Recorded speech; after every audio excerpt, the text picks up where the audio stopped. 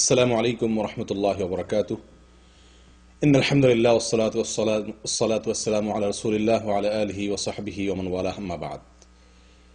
সম্মানিত ভাই বন্ধুগণ, বান্দার কোন আমলটি, কোন কাজটি তার মালিক কি আল্লাহ সুবহানাহু ওয়া তাআলাকে সবচেয়ে বেশি আনন্দ দেয়, সবচেয়ে বেশি আল্লাহ সুবহানাহু ওয়া তাআলা খুশি হন বান্দার কোন আমলে?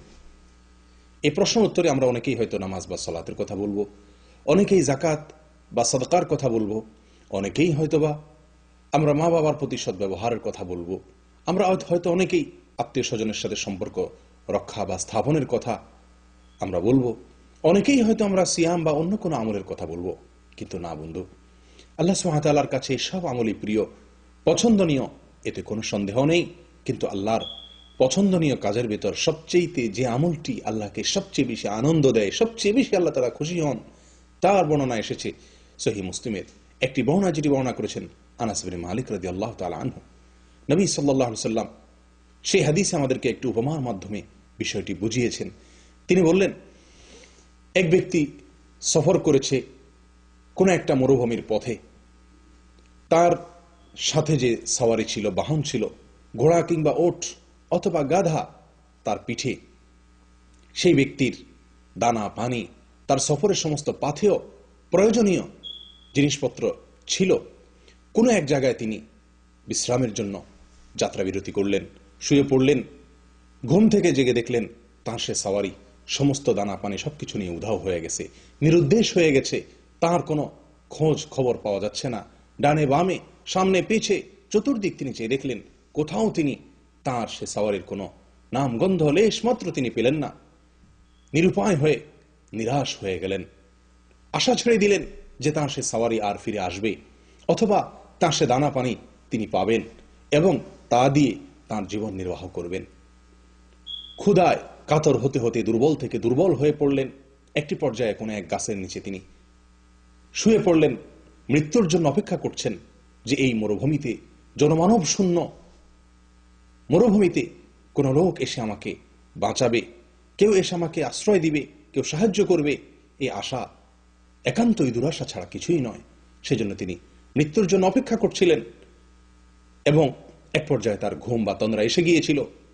হঠাৎ করে তিনি চোখ মেলে দেখলেন যে তার সে সওয়ারি সমস্ত দানা পানি সবকিছু সহকারে হাজির হয়ে গেছে।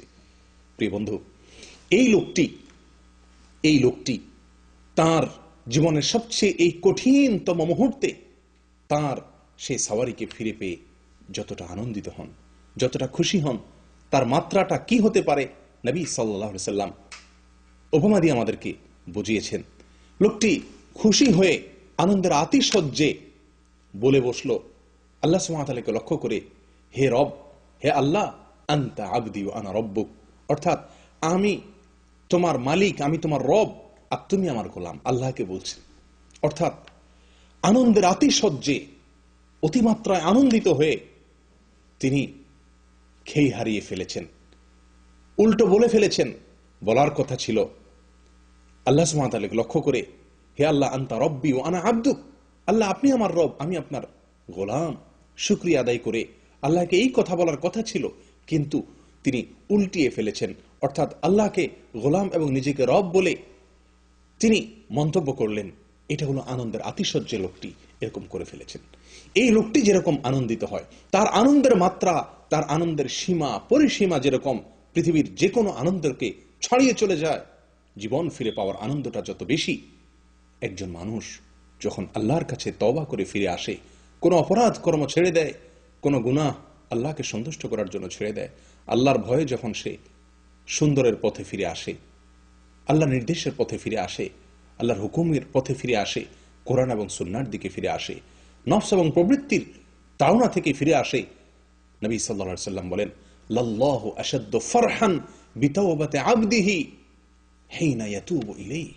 বান্দা যখন আল্লাহর কাছে তওবা করে ফিরে আসে, আল্লাহ তাআলা এই ব্যক্তিটির চাইতে বেশি আনন্দিত হন।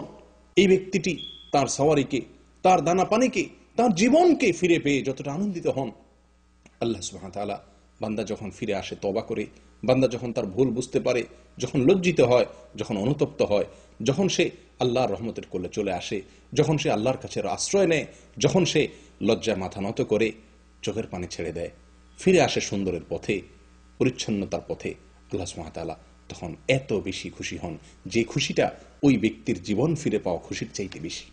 প্রিয় বন্ধুগণ, সহিহ বুখারীর এক হাদিসে আসছে, নবী সাল্লাল্লাহু আলাইহি ওয়াসাল্লাম বলেন, ওয়াল্লাহি ওয়াল্লাহি ইন্নী আস্তাগফিরুল্লাহ ওয়া আতুবু ইলাইহি ফিল ইয়াউমি আকসারা মিন ৭০ মাররা, আমি প্রতিদিন ৭০ বারের চাইতে বেশি আল্লাহর কাছে তওবা ইস্তেগফার করে থাকি। অথচ আল্লাহ সুবহানাহু ওয়া তাআলা তার পূর্বের পরের সমস্ত ভুল ত্রুটি সবকিছুকে অগ্রিম ক্ষমার ঘোষণা দিয়ে দিয়েছেন। তারপরেও নবী সাল্লাল্লাহু আলাইহি সাল্লাম তওবা করে, তওবার মাধ্যমে আল্লাহকে খুশি করার যে বিরাট এক সুযোগ, শুধু খুশি নয়, আল্লাহকে সবচেয়ে বেশি আনন্দ দেওয়ার যে বিরাট সুযোগ তার হাতে ছিল, সেটা তিনি হাতছাড়া করেননি। প্রিয় বন্ধু, আসুন তওবা করি, প্রতিদিন কোনো না কোনো অপকর্ম থেকে তালিকা করে নেই যে আমার এই এই বদভ্যাস আছে, আমি কোরআন এবং সুন্নাহ থেকে এই এই বিষয়ে আমি দূরে আসি, আমি সেই বিষয়টিতে আমি তওবা করি, আল্লাহর কাছে ফিরে আসি, আল্লাহকে সন্তুষ্ট করি, আল্লাহকে সবচেয়ে বেশি আনন্দ দেওয়ার চেষ্টা করি।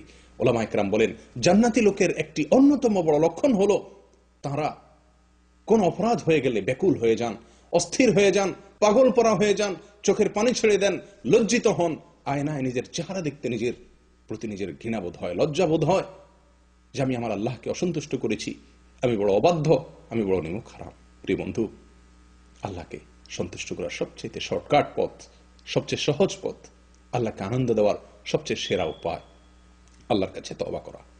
আল্লাহ সুবহানাহু ওয়া তাআলা বলেন, ইন্নাল্লাহা ইউহিব্বুত তাওয়াবিন ওয়া ইউহিব্বুল মুতাতাহহিরিন, যারা তওবা করে আল্লাহ সুবহানাহু ওয়া তাআলা তাদেরকে ভালোবাসেন, পছন্দ করেন। শুধু ভালোবাসেন, পছন্দ করেন তা নয়, আল্লাহর পছন্দের, আল্লাহর ভালোবাসার তালিকা অনেক দীর্ঘ, কিন্তু আল্লাহকে সবচেয়ে বেশি পুলকিত করার, আনন্দিত করার উপায় হলো তওবা। আসুন তওবা করি, আসুন আমরা ইস্তেগফার করি। আল্লাহ সুবহানাহু ওয়া তাআলা আমাদের সকলকে তওবা এবং ইস্তেগফারকে আমাদের জীবনের অবিচ্ছেদ্য অঙ্গ, অবিচ্ছেদ্য অংশ বানানোর তৌফিক দান করেন। প্রতিদিনের রুটিনে একটি অংশ, একটি সময় আমার জন্য তওবার জন্য লাগে, তওবার কাজে যেন ব্যয় হয়। আল্লাহ সুবহানাহু ওয়া তাআলা আমাদের সকলকে তওবাকারীদের মধ্যে শামিল করেন, যাদের তওবা কবুল হয়েছে, যারা আল্লাহকে আনন্দ দিতে পেরেছে, যারা আল্লাহকে পুলকিত করতে পেরেছে, আল্লাহকে খুশি করতে পেরেছে, ওই হারানো সওয়ারি ফিরে পাওয়া লোকের চাইতে বেশি আনন্দ দিতে পেরেছে আল্লাহকে, সেই সৌভাগ্যশীল বান্দাদের মধ্যে আল্লাহ সুবহানাহু ওয়া তাআলা আমাকে, আপনাকে, সকল মুসলিম ভাই ও বোনদেরকে শামিল হওয়ার তৌফিক দান করেন। ওয়া আখিরু দাওয়ানা আলহামদুলিল্লাহি রাব্বিল আলামিন। আসসালামু আলাইকুম ওয়া রাহমাতুল্লাহি ওয়া বারাকাতুহু।